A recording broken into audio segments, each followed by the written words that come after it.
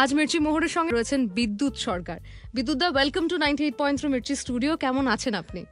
ভালো আছি, আপনারা কেমন আছেন? ভালো আছি। আগে একটু টুক করে নিজের ব্যাপারে বলুন। এই পুজোটা আসলে আমরা দুজন মিলে করছি। আচ্ছা।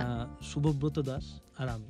আসলে সামাজিক পরিস্থিতি বা এই সমস্ত দেখে আর কি এই কনসেপ্টটা আমাদের মাথায় এসেছে বা ভাবা হয়েছে। লালন ফকিরকে নিয়ে অনেক দিন আগে থেকে কাজ করার কথা ভেবেছিলাম, সুযোগ হয়ে ওঠেনি। তবে এবারের ভাবনা আমাদের লালন ফকিরের আত্মদর্শন। এবং আমি যখন আপনার ব্যাপারে বললাম, আমার সবচেয়ে যেটা ইন্টারেস্টিং লেগেছে, আপনি কিন্তু সুন্দর করে যে কাজটুকু করছেন সেটুকুর ব্যাপারেই বললেন। আমি যে বলবো যে শিল্পী একটু নিজের ব্যাপারে বলুক। আমার ব্যাপারে বলাটাই হচ্ছে আমার কাজটা, আসলে কাজটাই তো থেকে যায়। কথা বলুন, যারা প্রথমবার এই আত্মদর্শন আমি কে মানে J24 জ্যোতিষ রয়ের রোড নিউ আলিপুরের যারা থিমটা প্রথমবার শুনছেন বা দেখতে যাবেন, তাদের কাছে এটা কেন ইন্টারেস্ট দেবে, মানে তাদের কাছে এটা কেন লোভনীয় একটা থিম বলে মনে হবে? মানুষের কাছে পৌঁছানোই হচ্ছে প্রথম, আত্মদর্শনটাকে নিয়ে পৌঁছানো। লালন কে কি সেটা কেউ জানে না। অনেকে লালন ফকিরের গান শুনেছে, তবে লালনের দর্শনটা কেউ সেইভাবে উপলব্ধি করা বা এই ধরনের আমার মনে হয় না ইয়াং জেনারেশন সেইভাবে জানে। লালন ফকিরকে আলাদাভাবে জানতে হবে ইয়াং জেনারেশনের কাছে পৌঁছানোর জন্যই। আর দুর্গাপুজো তো হচ্ছে সবার জন্য, শুধু ইয়াং জেনারেশনের জন্য নয়। তো সব মানুষের কাছে পৌঁছানোর সহজ মাধ্যম হচ্ছে দুর্গাপুজো। এই যে আত্মদর্শন, ঠিক আছে, এই যে আত্মস্থ করা, এটা তো একটা খুব গুরুত্বপূর্ণ বিষয়। এটা খুব সহজে মানুষকে যদি আপনি একটু বুঝিয়ে দিতে পারেন, একটু আশপাশটায় কি দেখছি একটা যদি ছবি একটু দেখিয়ে দিতে পারেন। এই কারণ এই সময় দাঁড়িয়ে নিজেকে আত্মস্থ করার যে গুরুত্ব, এটাও কিন্তু আস্তে আস্তে কমে আসছে। আসলে এখানে কোড অ্যান্ড কোড লালন ফকিরের তো কোনো লিখিত কোনো স্টেটমেন্ট পাওয়া যায়নি। তো সেই জায়গা থেকে আমরা এই প্যান্ডেলে লালন ফকিরের গানের অন্তর্নিহিত অর্থগুলো যতটা পেরেছি রাখার চেষ্টা করেছি। এখানে কোনো জাত, ধর্ম, বর্ণ নেই, ঠিক আছে? এখানে শুধু নিজেকে খোঁজা, আর সেই খোঁজের মাধ্যমেই আর কি ঈশ্বরকে খুঁজে পাওয়া মানে আমার নিজের মধ্যের মানুষটাকে খুঁজে পাওয়া, এইটাই বলা হয়েছে।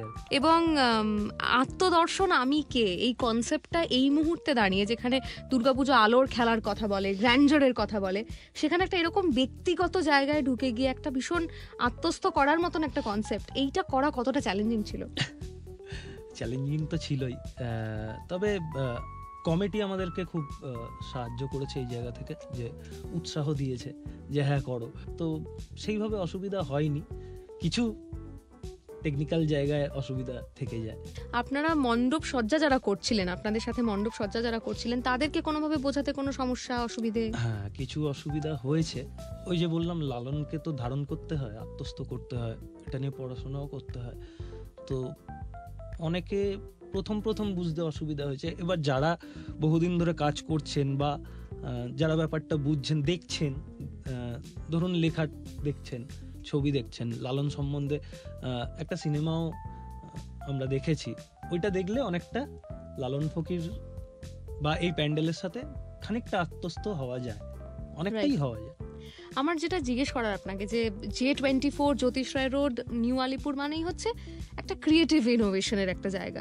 তো এই ট্র্যাডিশন, ইনোভেশন, এই ব্যালেন্সটা মানে কিভাবে বজায় রাখলেন এবার? তো ওদের প্যান্ডেলের থিমের জায়গাটাই খানিকটা কাছাকাছি ছিল, যে একটা সাবেকিয়ানাকে তুলে ধরা, সাবেকি ঠাকুরও সাবেকি, আমাদেরও ঠাকুরটা এবছর সাবেকি রাখা হয়েছে। সাবেকি বলতে মূল প্রতিমা সাবেকি, আর আমাদের থিমের যে প্রতিমা সেটা লালন ফকিরকে যেইভাবে বাউলের কনসেপ্টটাকেই রিপ্রেজেন্ট করছে, ওরকম ঠাকুর। J24 জ্যোতিষ রায় রোড নিউ আলিপুরের এই যে মানে পুজোটা, এটা অন্যান্য পুজোর থেকে কতটা আলাদা? কারণ এটার তো একটা ট্রেডিশনাল একটা দিক আছে, ক্রিয়েটিভ ইনোভেশনের একটা দিক আছে।